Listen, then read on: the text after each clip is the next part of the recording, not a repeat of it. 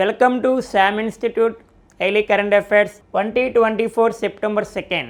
ఒకసారి ఈరోజు current affairs యొక్క హెడ్లైన్స్ మనం చూద్దాం. ద ఫస్ట్ వన్, ఆగస్ట్ నెల జిఎస్టీ వసూలు 1.75 లక్షల కోట్లను ఇవ్వడం జరిగింది. అసలు జిఎస్టీ అంటే ఏంటి? ప్రపంచంలో తొలిసారిగా జిఎస్టీని ఏ దేశంలో ఏర్పాటు చేశారు? భారతదేశంలో తొలిసారిగా జిఎస్టీ యాక్ట్ ఎప్పుడు వచ్చింది? ఫాదర్ ఆఫ్ ఇండియన్ జిఎస్టీ ఎవరు? Which amendment act? ఇప్పటి వరకు జిఎస్టీ కౌన్సిల్ మీటింగ్లు ఎన్ని జరిగాయి? నెక్స్ట్ అప్కమింగ్ మీటింగ్ ఎప్పుడు జరుగుతుంది? అండ్ జిఎస్టీ స్లాబ్స్ ఎన్ని? జిఎస్టీ డే ఎప్పుడు జరుపుకుంటాం అనేది ఇవన్నీ మాట్లాడుకుంటాం. నెక్స్ట్ వన్, వందే భారత్ స్లీపర్. నెక్స్ట్ వందే భారత్ యొక్క పాత పేరు ఏం పేరు? ఇప్పటి వరకు భారతదేశంలో ఎన్ని వందే భారత్లు ప్రారంభమయ్యాయి? లేటెస్ట్గా నరేంద్ర మోడీ ఎన్ని వందే భారత్ ట్రైన్స్ ప్రారంభించారు? భారతదేశంలో ఎన్ని రైల్వే జోన్స్ ఉన్నాయి? ప్రస్తుతం రైల్వే శాఖ మంత్రి ఎవరు? అలాగే ప్రస్తుతం రైల్వే బోర్డు CEO ఎవరున్నారు? ఇవన్నీ మాట్లాడదాం. Next one, Indian oil corporation చైర్మన్గా సతీష్ కుమార్ వడుగూరి వచ్చారు. దీన్ని మనం IOC అని పిలుస్తారు. దాని హెడ్ క్వార్టర్ ఏంటి? దాని ప్రధాన కార్యాలయం ఎక్కడ ఉంది? బట్ ఎప్పుడు ఏర్పాటైంది ఈ సంస్థ అనేది మాట్లాడదాం. నెక్స్ట్, మానవ సృష్టి ఉల్కపాతం అనేది ఒక కరెంట్ అఫైర్స్ హెడ్లైన్స్కి వచ్చింది ఈరోజు మనకి. నెక్స్ట్, కిమ్కు పుతిన్ కాన్కుగా 24 గుర్రాలు. అంటే కిమ్ మనకు తెలుసు. నెక్స్ట్, పారా ఒలింపిక్స్లో భారత్కు మరో 2 పథకాలు. అంటే పారా ఒలింపిక్స్లో భారతదేశం 25 పథకాలు సాధించాలనే లక్ష్యంతో ఉంది. ఓకే, నిన్నటి రోజు వరకు 5 పథకాలు సాధించామని మాట్లాడుకున్నాం. మరొక 2 పథకాలు కూడా వచ్చాయి అనేది బట్ చూద్దాం. పారా ఒలింపిక్స్లో భారత్ ఎన్ని పథకాలు సాధించబోతుంది? ఇప్పటి వరకు ఎన్ని పథకాలు సాధించింది?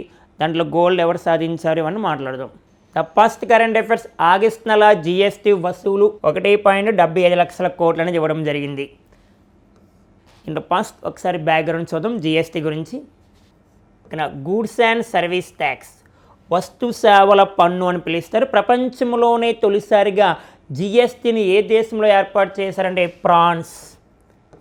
మరి ఫ్రాన్స్ దేశంలో జిఎస్టీను 1954లో ఏర్పాటు చేశారమ్మా, 1954. మరి భారతదేశంలో జిఎస్టీ కమిటీ ఏంటంటే ఆసిన్ దాస్ గుప్తా కమిటీ. భారతదేశంలో GST పనివేసిన committee Asin Das Gupta committee. మరి జిఎస్టీ యాక్ట్ 2016లో వచ్చింది.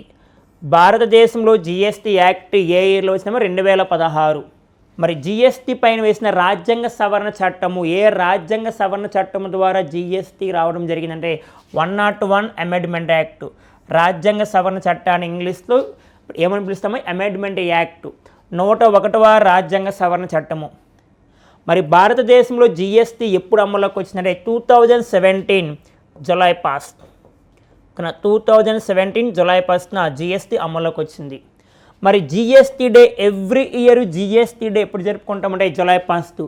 మరి ఫస్ట్ జిఎస్టీ డే సెలబ్రేషన్ అంటే తొలిసారిగా జిఎస్టీ డేను ఏ ఇయర్లో జరుపుకున్నామంటే 2018 జులై 1 అంటే GST day.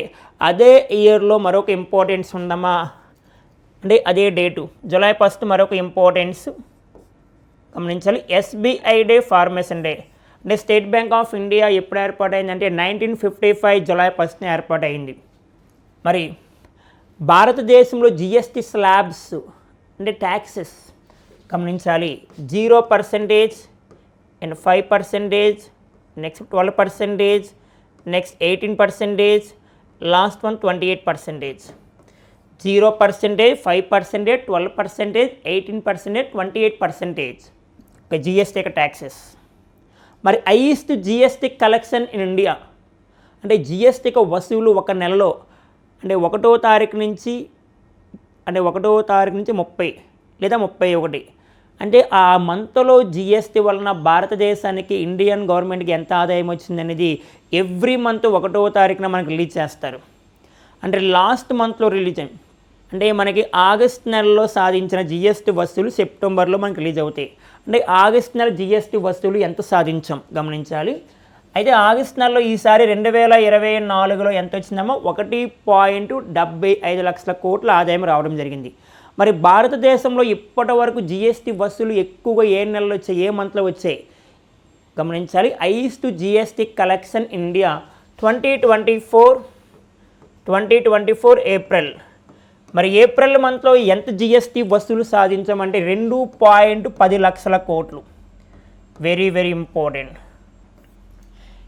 And second highest GST collection India.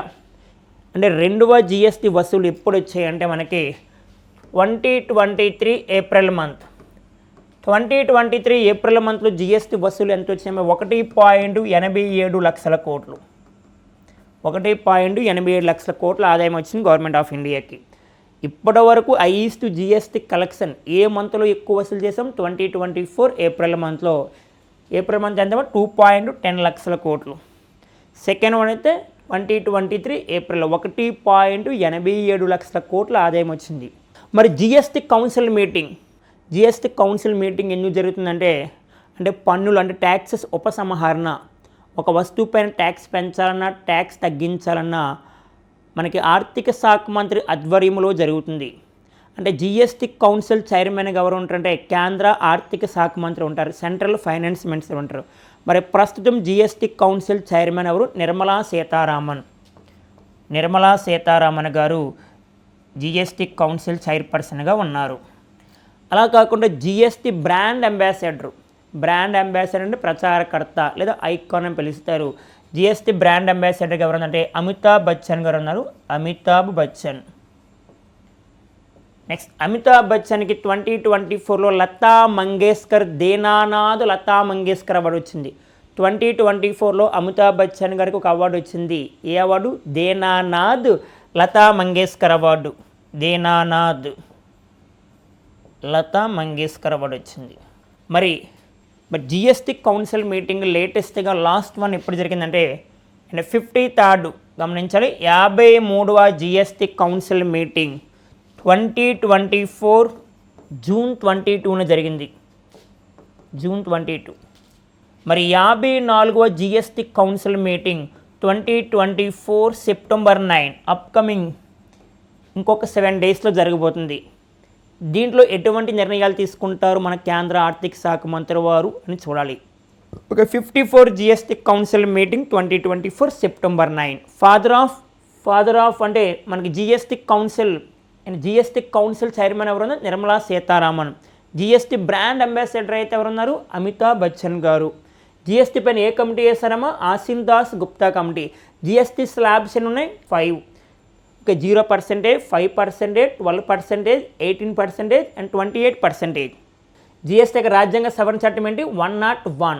GST ఎప్పుడు అమలులోకి వచ్చింది? 2017 జూలై 1. జిఎస్టీ డే ఎప్పుడు జరుపుకుంటాం? జూలై పాస్ట్ అనేది గుర్తుపెట్టుకోవాలి. చాలా చాలా important. Next current affairs. Vande Bharat sleeper అనేది వార్తల్లోకి వచ్చింది. మనకి వందే భారత్ ట్రైన్ అంటాం. వందే భారత్ ట్రైన్, దీన్నే ట్రైన్ 18 అని పిలిచేవాళ్ళం. గతంలో ట్రైన్ 18.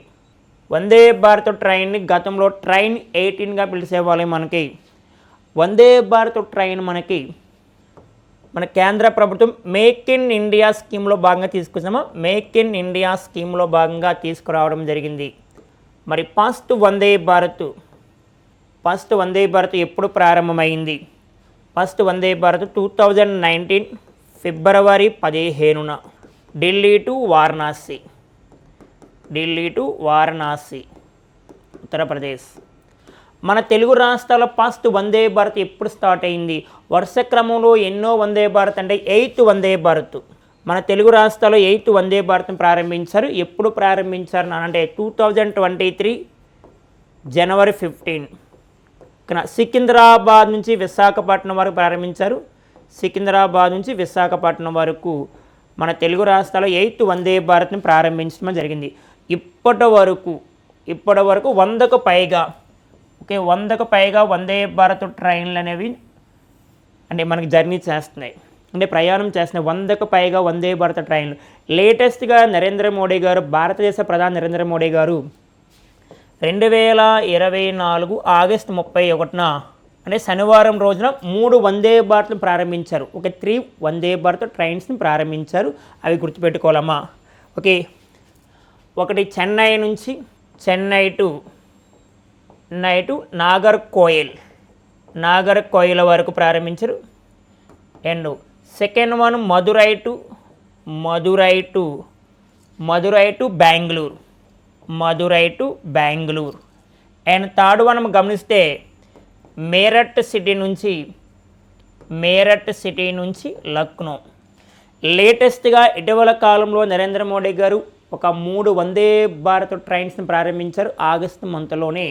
ఒకటి చెన్నై నుంచి నాగర్కోయిల్ వరకు, second one Madurai to Bengaluru వరకు, and third one Meerut city నుంచి లక్నో అంటే ఉత్తరప్రదేశ్. చాలా చాలా ఇంపార్టెంట్. ఓకేనా. మరి ఇప్పుడు వందే భారత్ స్లీపర్ వార్తల్లోకి వచ్చింది.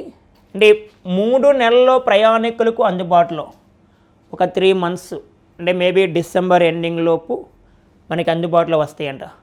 వందే భారత్ స్లీపర్ యొక్క ముఖ్య ఉద్దేశం ఎవరి కోసము దీన్ని ప్రవేశపెడుతున్నారు అంటే మధ్యతరగతి ప్రయాణికుల కోసము, అంటే మిడిల్ క్లాస్ ఫ్యామిలీ కోసము వందే భారత్ స్లీపర్ని తీసుకురాబోతున్నాం అన్నారు. మరి వందే భారత్ స్లీపర్ అనేది మనకి ట్రైన్గా అంటే మనకి ప్రయోగాత్మక వెర్షన్ రీసెంట్గా అశ్విని వైష్ణవ్ గారు ఎలా ఉంది, ఏ విధంగా ప్రజలకు అందుబాటులో ఉంటుంది, దాని సేవలు ఏంటి, దాని ఉపయోగం ఏంటి అనేది ఒకసారి చెక్ చేస్తారు. ఎక్కడ చూద్దాం. వందే భారత్ స్లీపర్ ట్రైన్ ఎవరు తయారు చేస్తారో చూద్దాం. బెంగళూరులో భారత్ ఎర్త్ మోవర్స్ లిమిటెడ్ను సందర్శించిన అశ్విని వైష్ణవ్. వందే భారత్ స్లీపర్ని ఎవరు తయారు చేస్తారంటే ఈ పాయింట్ గుర్తుపెట్టుకో, భారత్ ఎర్త్ మోవర్స్ లిమిటెడ్ వారు తయారు చేస్తారు. మరి అశ్విని వైష్ణవ్ గారు సందర్శించారు. ప్రస్తుతం రైల్వే శాఖ మంత్రిగా అశ్విని వైష్ణవ్ గారు బాధ్యతలు నిర్వహిస్తున్నారు. ఓకేనా. మరి రైల్వే బోర్డ్ చైర్మన్గా మనకి సతీష్ కుమార్ గారు వచ్చారమ్మా. సతీష్ కుమార్ గారు 47 రైల్వే బోర్డ్ చైర్మన్ల CEO సతీష్ కుమార్ గారు వార్తల్లో ఉన్నారు. మరి సతీష్ కుమార్ గారి కన్నా ముందు సతీష్ కుమార్ గారు రీసెంట్గా 2024 సెప్టెంబర్ 1 నుంచి బాధ్యతలు స్వీకరించారు. సతీష్ కుమార్ కన్నా ముందు 46 రైల్వే బోర్డు చైర్మన్గా జయవర్మ సిన్హా పనిచేశారు. జయవర్మ సిన్హా రైల్వే బోర్డు 46వ చైర్మన్. మరొక ఇంపార్టెన్స్, రైల్వే బోర్డుకి తొలి మహిళా chairperson Jaya Varma Sinha. Okay, railway బోర్డుకి తొలి మహిళా చైర్పర్సన్గా railway board first women chairperson Jaya Varma Sinha. వరుస క్రమంలో అయితే 46. ఆమె ప్లేస్లో ఎవరు వచ్చారు? సతీష్ కుమార్ గారు 2024 సెప్టెంబర్ 1 నుంచి పనిచేస్తారని గుర్తుపెట్టుకోవాలి. మరి ఇక గమనించాలి, వందే భారత్ స్లీపర్ ప్రోటోటైప్ అంటే ప్రయోగాత్మక వెర్షన్. ఒకసారి ప్రయోగం చేస్తున్నారు, అది ఏ విధంగా ఉందనేది. ఓకే, నెక్స్ట్ గమనించాలి, వందే భారత్ స్లీపర్ ప్రోటోటైప్ వెర్షన్ ప్రారంభించిన అశ్విని వైష్ణవ్. మరియు ఆయనతో పాటుగా రైల్వే సహాయ శాఖ మంత్రి వి సోమనాథన్ కూడా ఆవిష్కరించారు. దీన్ని ప్రారంభించడం జరిగింది. మరి వందే భారత్ స్లీపర్ ఎన్ని కోచ్లతో, ఎన్ని బోగీలతో ప్రారంభమవుతుంది అంటే 16 కోచ్లతో అంటే బోగీలు. మరి దీంట్లో ఎన్ని బెర్తలు ఉంటాయేమో అవకాశం అంటే 823 బెర్తలు ఉండే అవకాశం ఉంది. ఓకేనా. వందే భారత్ స్లీపర్ ఇక్కడ రైల్వే అని వచ్చింది కావున ఫాదర్ ఆఫ్ వందే భారత్ అంటే వందే భారత్ ట్రైన్ పితామహుడు ఎవరంటే సుధాంశు మణి. ప్రస్తుతం భారతదేశంలో ఎన్ని రైల్వే జోన్స్ ఉన్నాయన్నమా గమనించాలి. 18 రైల్వే జోన్స్ ఉన్నాయి. భారతదేశంలో 18 రైల్వే జోన్లు ఉన్నాయి. మనం 2026లో జపాన్ సహకారంతో బుల్లెట్ ట్రైన్ తీసుకుపోతున్నాం. ఓకే, బుల్లెట్ ట్రైన్ అనేది ఏర్పాటు చేస్తున్నాం. భారతదేశం ఏ దేశం సహకారంతో 2026లో బుల్లెట్ ట్రైన్ ఏర్పాటు చేస్తున్నాం? జపాన్ సహకారంతో. Very very important. రైల్వే నెట్వర్క్లో ఫస్ట్ ప్లేస్ అమెరికా ఉంది. మన India place 4th place. Railway నెట్వర్క్లో ఇండియా ప్లేస్ ఎంతమ్మా? 4th ప్లేస్ అనేది గుర్తుపెట్టుకోవాలి. చాలా చాలా ఇంపార్టెంట్. రానున్న పోటీ పరీక్షలో వందే భారత్ నుంచి ప్రశ్న వచ్చే అవకాశం ఉంది. ప్రస్తుతం భారతదేశంలో 100కు పైగా వందే భారత్ ట్రైన్స్ అనేవి మనకి ప్రయాణం చేస్తూ ఉన్నాయని గుర్తుపెట్టుకోవాలి.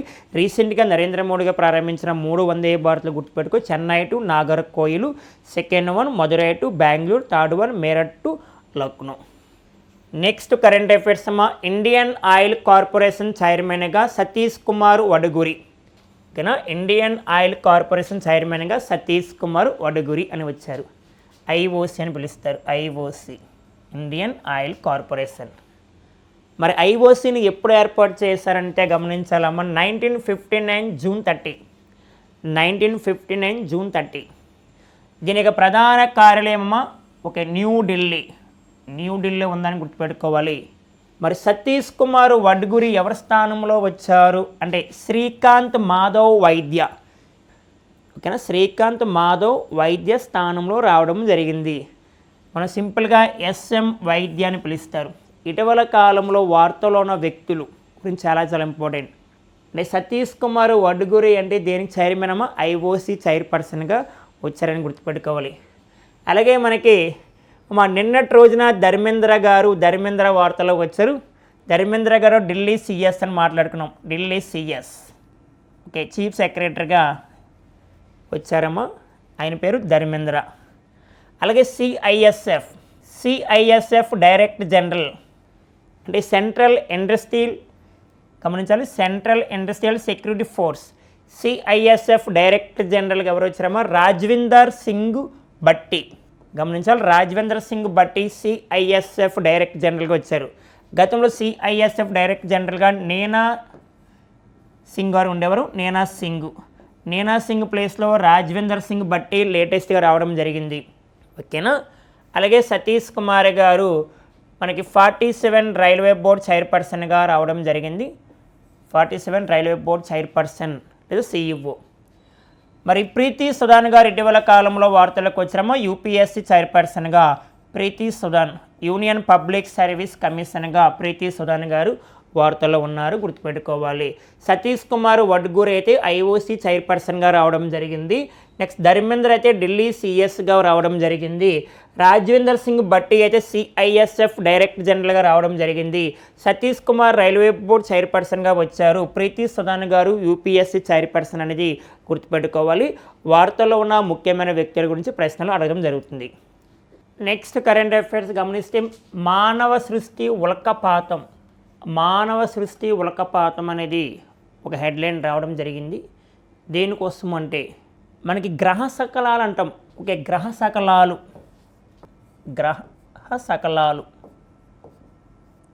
శకలాలు భూమిపైకి వస్తే భూమి మీద ఉన్న జీవరాశులన్నీ అంతరించిపోతాయి. గతంలో ఏమి జరిగిందంటే 4.5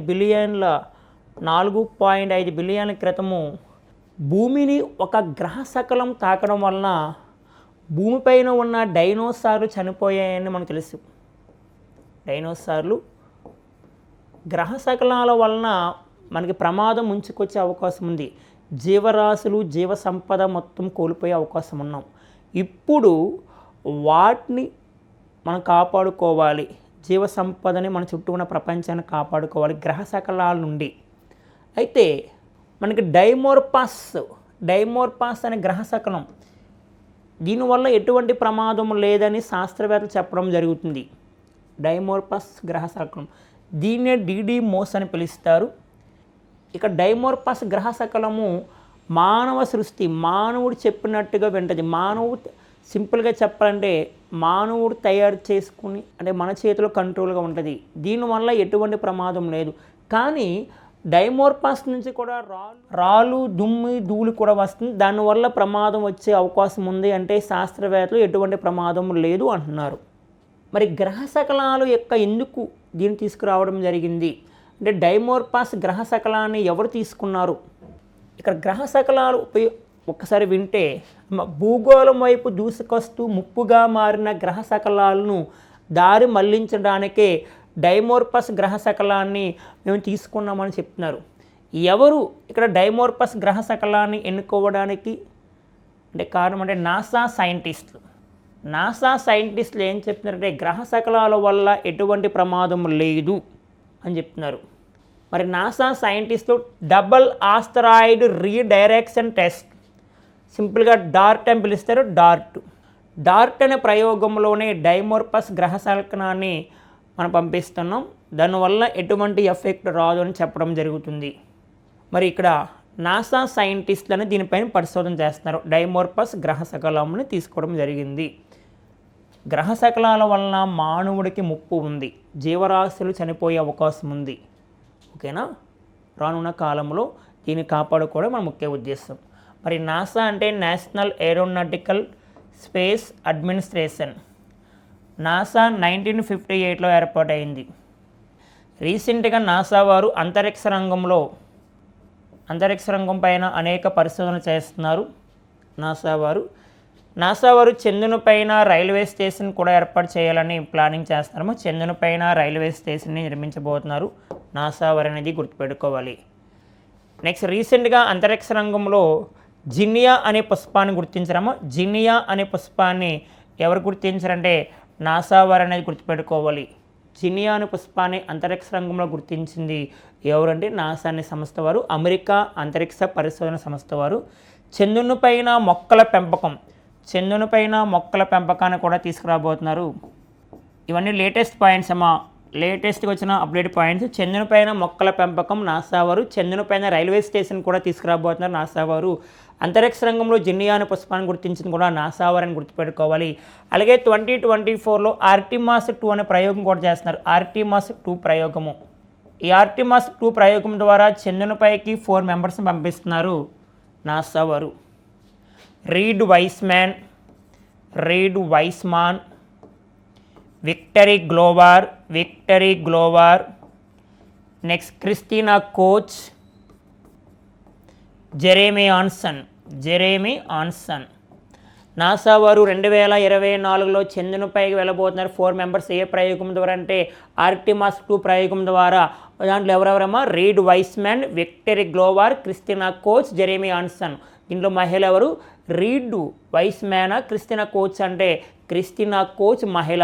చంద్రుని పైన అడుగు పెట్టబోతున్న తొలి మహిళ క్రిస్టినా కోచ్, అమెరికా దేశానికి చెందినవారు. 2025లో చేయబోతున్నారు ఈ ప్రయోగాన్ని అనేది మనం గుర్తుపెట్టుకోవాలి. నేషనల్ ఏరోనాటికల్ స్పేస్ అడ్మినిస్ట్రేషన్ నాసాకి ప్రజెంట్ డైరెక్టర్ జనరల్గా బిల్ నెల్సన్ వారు ఉన్నారమ్మా. బిల్ నెల్సన్ అనే వ్యక్తి ఉన్నాడు. Bill Nelson very very important. Next current affairs మనం గమనిస్తే కిమ్కు పుతిన్ కాన్కుగా 24 గుర్రాలు. అంటే కిమ్ ఎవరు నానా? మనకి ఎన్ని తెలుసు. కిమ్ ఎవరు మనం మాట్లాడదాం. అంటే ఉత్తర కొరియా అధ్యక్షుడు కిమ్ జోంగ్. మరి ఉత్తర కొరియా అధ్యక్షుడికి కిమ్ జోంగ్ పుతిన్ గారు ఎందుకు 24 గుర్రాలు ఇచ్చారు చూద్దాం. నెక్స్ట్ ఉక్రెయిన్తో యుద్ధం సాగుతున్న నేపథ్యంలో ఆయుధాలు సరఫరా చేసినందుకు. అంటే రష్యా దేశానికి ఉత్తర కొరియా దేశం సహాయం చేసింది, అంటే ఆయుధాలు సప్లై చేసింది. మరి కిమ్ మామగారికి మరి పుతిన్ గారు పంపించిన మొత్తం గుర్రాలు ఎన్ని అంటే 24. దీంట్లో 19 మగ గుర్రాలు, నెక్స్ట్ 5 ఆడ గుర్రాలు. సరే, ఇది క్వశ్చన్ ఎగ్జామ్లో వస్తుందా మామగారి గురించి, కిమ్ మామగారి గురించి అంటే వచ్చే అవకాశం ఉంది. ఎందుకంటే ఇక్కడ ఈ గుర్రాలు ఏ జాతికి చెందినవి అంటాడు. ఇటీవల కాలంలో ఉత్తర కొరియా అధ్యక్షుడికి రష్యా అధ్యక్షుడు పంపించిన గుర్రాలు ఈ క్రింది వాటిలో ఏ జాతికి చెందినవని అడగవచ్చు కదా. ఏ జాతి అంటే ఓర్గో ట్రోటర్ జాతికి. ఓర్గో ట్రోటర్ జాతికి చెందిన గుర్రాలు మొత్తం 24 అని గుర్తుపెట్టుకోవాలి. కిమ్ మామగారు వార్తలో ఉన్నారు. కిమ్ మామగారు ఉత్తర కొరియా అధ్యక్షుడు. మరి ఉక్రెయిన్కి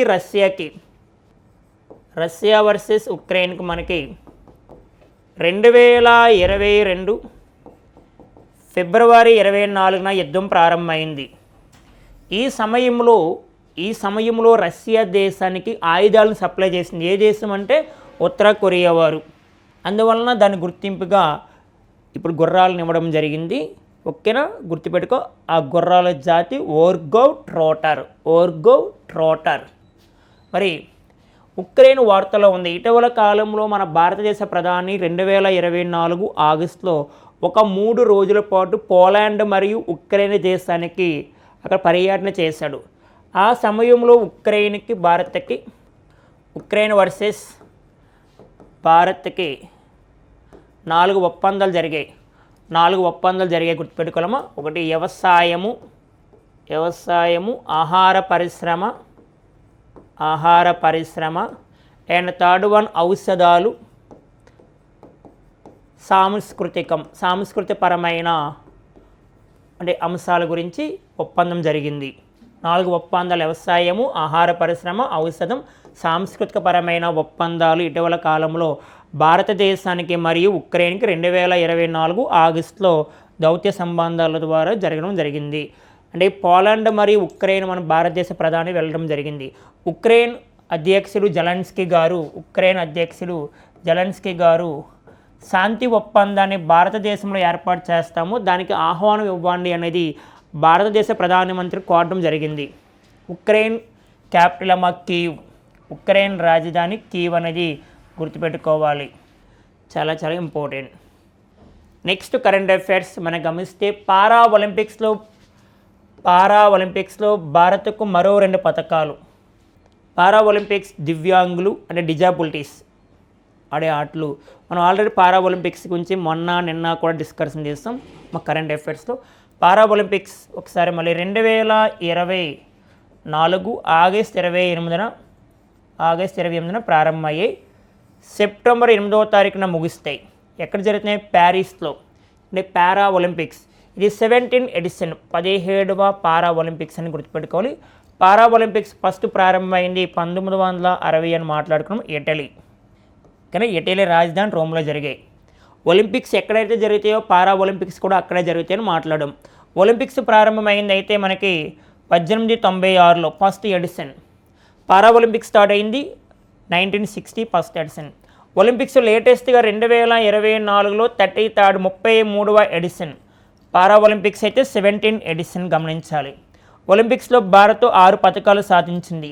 పారా ఒలింపిక్స్లో భారత్ 25 పథకాలు సాధించాలని లక్ష్యంగా ప్రవేశపెట్టుకుంది. ఇప్పటి వరకు ఎన్ని పథకాలు సాధించిందంటే 7 పథకాలు సాధించింది. అంటే నిన్నటి రోజు వరకు 7 పథకాలు సాధించింది. దాంట్లో మనకి ఇప్పుడు లేటెస్ట్గా నిన్నటి రోజున ఈ పారా ఒలింపిక్స్లో ఒక 2 పథకాలు భారతదేశం సాధించింది. ప్రీతి పాల్ 200 మీటర్ల విభాగంలో కాంస్య పథకాన్ని సాధించిందని గుర్తుపెట్టుకోవాలి. ప్రీతి పాల్ మనం తొలిసారిగా ఒక పథకం కూడా ఇచ్చింది. ఈమె 2వ పథకం ఈ పారా ఒలింపిక్స్తో 17వ ఎడిషన్లో ప్రీతి పాల్ గారు ఒక 2వ పథకం కాంస్య పథకం. ఈమె రన్నింగ్లో అంటే పరుగు పందెంలో ఈమె ఇవ్వడం జరిగింది. 200 మీటర్ల విభాగంలో ఈమె తొలిసారిగా 100 మీటర్ల విభాగంలో కూడా 100 మీటర్ల రన్నింగ్లో మనకి కాంస్య పథకాన్ని అందించింది. పారా ఒలింపిక్స్లో 2 పథకాలు సాధించిన వ్యక్తి ఎవరు అంటే మనం గమనించాలి, ప్రీతి పాల్ గారు. ప్రీతి పాల్ అని మనం గుర్తుపెట్టుకోవాలి. ఇంకా మీకు చెప్పాలంటే పారా ఒలింపిక్స్తో ఫస్ట్ మెడల్ ఇచ్చిన వ్యక్తి కూడా ప్రీతి పాల్ గారు ఇవ్వడం జరిగింది. మరి సెకండ్ నిన్నటి రోజున నిషాద్ కుమార్ హై జంప్ క్రీడాకారుడు. ఈయన రజత పథకాన్ని ఇచ్చాము, రజతం అంటే సిల్వర్. 2.4 మీటర్ల విభాగంలో ఇవ్వడం జరిగింది నిషాద్ కుమార్. మరి ఇప్పటి వరకు భారతదేశం నిన్నటి రోజు వరకు సెప్టెంబర్ 1 నాటికి భారతదేశం 7 పథకాలు సాధించింది. 7 పథకాలు. ఆ 7 పథకాలు మనం గమనిస్తే ఒక గోల్డ్, నెక్స్ట్ 2 సిల్వర్, 4 ఏమో బ్రాంజ్, స్వర్ణము, రజతము, కాంస్యము. ఒక స్వర్ణం వచ్చింది, 2 రజతాలు వచ్చాయి, 4 కాంస్యాలు వచ్చాయి. మరి స్వర్ణ పథకాన్ని సాధించింది ఎవరంటే ఆవని లేఖరా. ఈమె రాజస్థాన్కి చెందినవారు. ఆవని లేఖరా స్వర్ణ పథకాన్ని సాధించారని గుర్తుపెట్టుకోవాలి. ఆవని లేఖరా షూటింగ్ విభాగంలో 10 మీటర్ల షూటింగ్ విభాగము అంటే రైఫిల్ అని పిలుస్తారు. మరి సెకండ్ వన్ మనీష్ నర్వాల్ 10 మీటర్ల విభాగంలో ఏ పథకాన్ని ఇచ్చారమ్మా? రజత పథకాన్ని అందించారు. మరి ఏ విభాగం అంటే shooting. Next one Mona Agarwal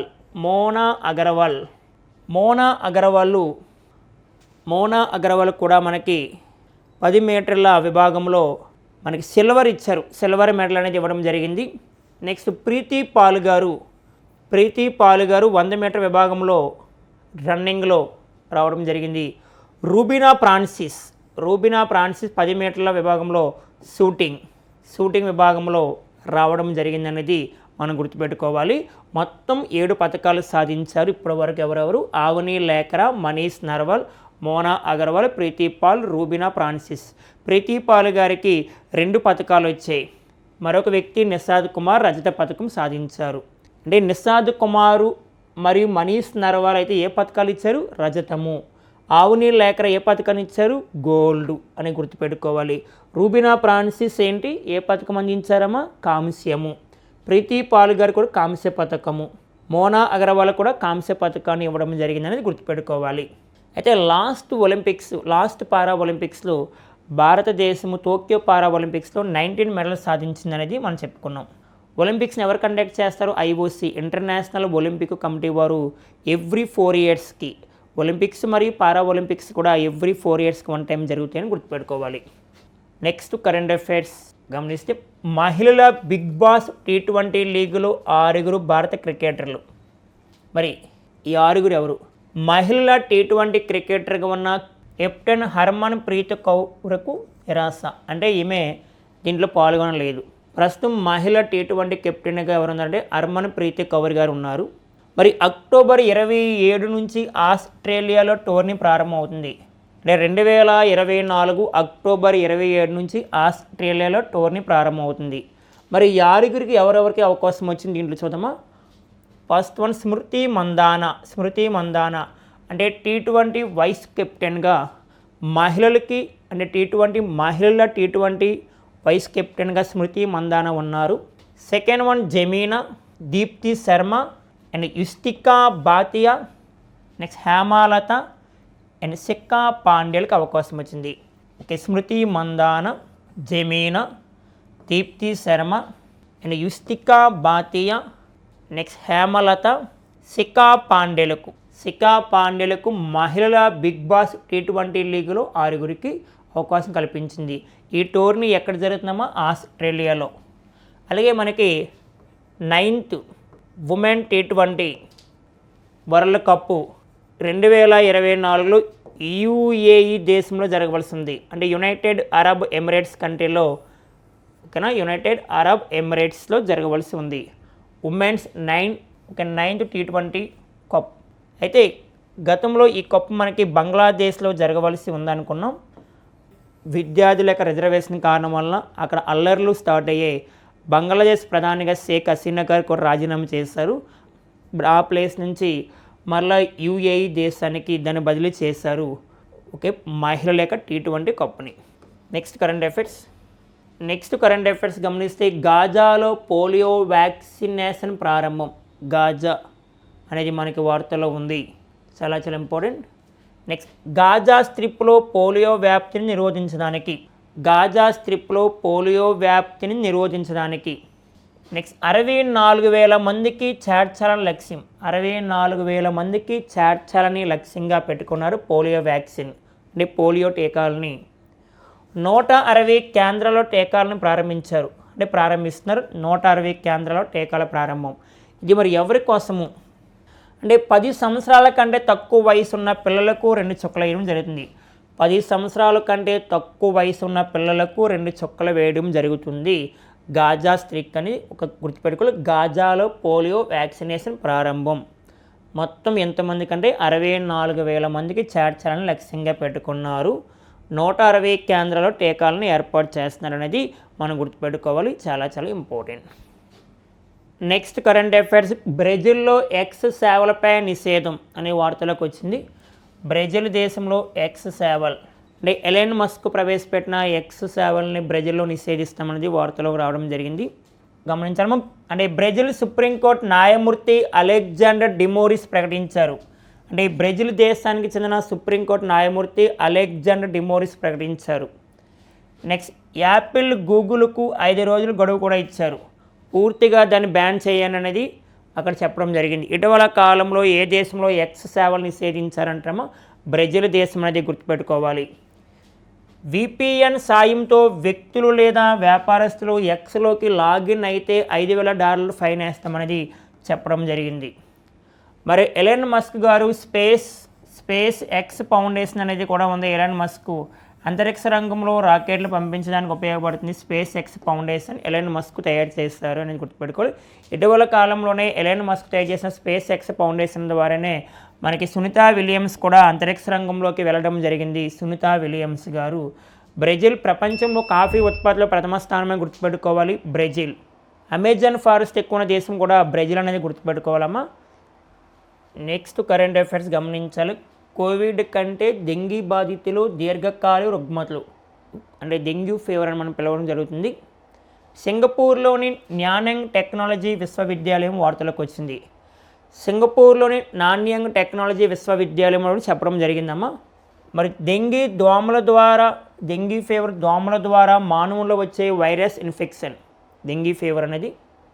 and Covid SARS-CoV-2 virus వలన వస్తుంది అని చెప్పడం జరుగుతుంది. నెక్స్ట్ 11,700 మంది డెంగీ రోగుల్ని 12 లక్షల మంది కోవిడ్ బాధితులకు వైద్య పరీక్షలు నిర్వహించగా దీనిలో ఏం తేలిందంటే కోవిడ్ బాధితులతో పోలిస్తే గుండె కొట్టుకోవడంలో, రక్తంలో గడ్డలు ఏర్పడటం వంటి సమస్యలు 55% అధికంగా ఉన్నాయంట. ఇక డెంగీ ఫీవర్ వచ్చిన వాళ్ళకి వచ్చిన ఫీవర్స్ ఉంటారు కదా, అటువంటి వారు కోవిడ్ కంటే బేగా చనిపోయే అవకాశం ఉందని సింపుల్గా చెప్పవచ్చు. కోవిడ్ బాధలతో పోలిస్తే గుండె కొట్టుకోవడంలో, రక్తంలో గడ్డలు ఏర్పడటం వంటి సమస్యలు 55% అధికంగా ఉన్నాయి. మరియు మరొక ఇంపార్టెంట్ జ్ఞాపక శక్తి అండ్ విషయ గ్రహణ శక్తి సామర్థ్య సమస్యలు 200% అధికంగా ఉన్నాయి. జ్ఞాపక శక్తి మరియు గ్రహణ సామర్థ్యం కూడా 200% అధికం. అంటే ఇక డెంగ్యూ ఫీవర్ వచ్చిన వాటిల్లో. అందువలన ఇప్పుడు ఏం చెప్తున్నారంటే సింగపూర్కి చెందిన న్యాన్యాంగ్ టెక్నాలజీ శాస్త్రవేత్తలు ఏం చెప్తున్నారంటే కోవిడ్ కంటే డెంగ్యూ ఫీవర్ అనేది చాలా డేంజరస్ అని చెప్పడం జరిగింది. ఇటీవల కాలంలో ఏ శాస్త్రవేత్తలు అంచనా వేశారంటే సింగపూర్కి చెందిన వ్యక్తులు అనేది గుర్తుపెట్టుకోవడం చాలా చాలా ఇంపార్టెంట్. మనకు తెలిసిన ప్రపంచంలో తొలిసారిగా కోవిడ్ వ్యాక్సిన్ ఏ దేశంలో కనుగొన్నారంటే రష్యా. కోవిడ్ వైరస్ వచ్చినది చైనా అనేది గుర్తుపెట్టుకోవాలి, చాలా చాలా ఇంపార్టెంట్. ఇటీవల కాలంలో మంకీ పాక్స్ లేదా ఎంపాక్స్ అనేది వార్తల్లో ఉంది. ఆఫ్రికా ఖండంలో విస్తరించి ఉంది ఎంపాక్స్. వరల్డ్ హెల్త్ ఆర్గనైజేషన్ వారు మంకీ పాక్స్కి పేరు మార్చారమ్మా, ఎంపాక్స్గా పేరు మార్చారనేది గుర్తుపెట్టుకోవాలి. ఈ ఎంపాక్స్ వ్యాధికి మన విశాఖపట్నం చెందిన మెడ్ టెక్ జోన్ వారు వ్యాక్సిన్ కనుగొన్నారు. అంటే స్వదేశీ పరిజ్ఞానంతో భారతదేశం తొలిసారిగా స్వదేశీ పరిజ్ఞానంతో ఎవరు కనుగొన్నారంటే మెడ్ టెక్ జోన్ వారు ఎంపాక్స్ వ్యాధికి మందును కనుగొన్నారు. రీసెంట్గా మన వార్తల్లో కూడా విన్నాం. Next current affairs. ప్రపంచ కొబ్బరి దినోత్సవం సెప్టెంబర్ 2 అంటే ఈ రోజున. అంటే కొబ్బరి అంటే కోకోనట్. భారతదేశంలో కొబ్బరి ఎక్కువగా పండించే రాష్ట్రం కేరళ అని పిలుస్తారు. జాతీయ కొబ్బరి పరిశోధన కేంద్రం ఎక్కడుందంటే కాసర్గాడ్ అంటే కేరళ. ఆంధ్రప్రదేశ్లో కొబ్బరి ఎక్కువగా తూర్పుగోదావరి, అంబాజీపేట, రాజోలో ఎక్కువగా పండిస్తారు. మనకి జాగ్రఫీలో చదువుతాం. మరి దీని యొక్క థీమ్ అంటే ఇతివృత్తము. గతంలో ఒక డేట్ ఇచ్చేవాడమ్మా. ఉదాహరణకి April 7 ఇంపార్టెన్స్ ఏంటి, లేదా వరల్డ్ హెల్త్ ఆర్గనైజేషన్ ఎప్పుడు జరుపుకుంటాం అన్నాడు. ఇప్పుడు కదమ్మా ఒక డేట్ ఇస్తున్నాడు, దాని యొక్క థీమ్ ఏంటి అంటున్నాడు. మరి 2024లో వరల్డ్ కోకోనట్ డే యొక్క థీమ్ గమనిస్తే coconut for circular economy building partnership maximum value. Coconut for circular economy building partnership maximum value అని గుర్తుపెట్టుకోవాలి. మరి కొన్ని మనం థీమ్స్ గుర్తుపెట్టుకోవాలి. Themes important dates. World forest day మార్చి 21. ప్రపంచ అటవీ దినోత్సవం 2024 థీమ్ అంటాడు. Forest and innovation. అలాగే world health day theme 2024 world health day April 7. దీనికి theme my health my right.